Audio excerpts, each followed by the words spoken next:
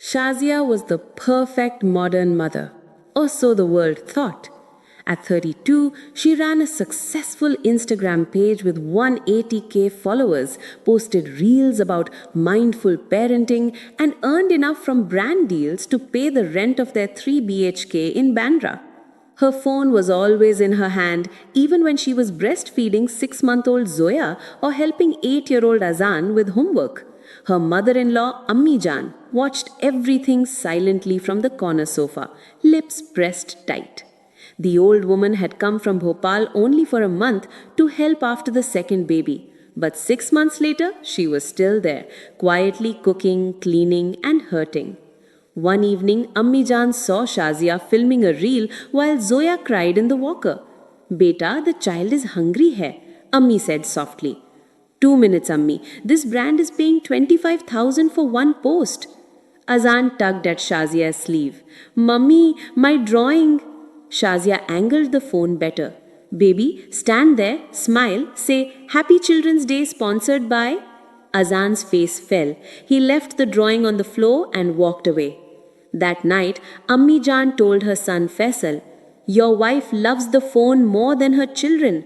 One day the phone will become their mother and we will become strangers. Faisal laughed it off. Ammi, this is how people earn today. But the words stayed. The breaking point came on Azan's 9th birthday.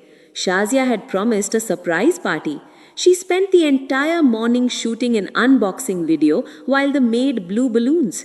When guests arrived, Shazia was live on Instagram, laughing loudly, showing the cake, the decor, the gifts, everything except her son's face.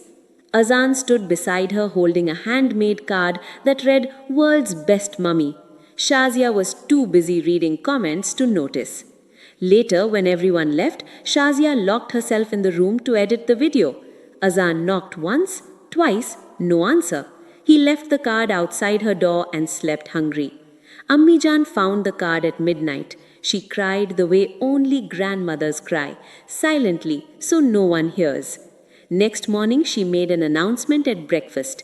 From today, one rule in this house Sunday is no phone day. Whoever touches their phone even once will cook dinner for the entire building, 50 flats. Everyone laughed, thinking it was a joke. Ammi Jan was not joking.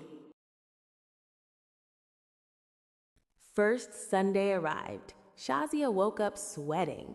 No phone meant no stories, no reels, no income. She tried to sneak into the bathroom with it. Ami Jan was waiting outside like a goalkeeper. Phone do, beta. Shazia handed it over like a sulking child. By 10 a.m., withdrawal symptoms began.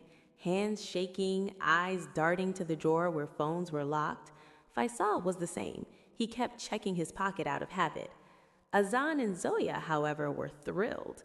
For the first time in years, 4 people sat on the living room rug and played Ludo. Ami Jan told stories of her village, how they made dolls from maize leaves, how children flew kites made of old newspapers.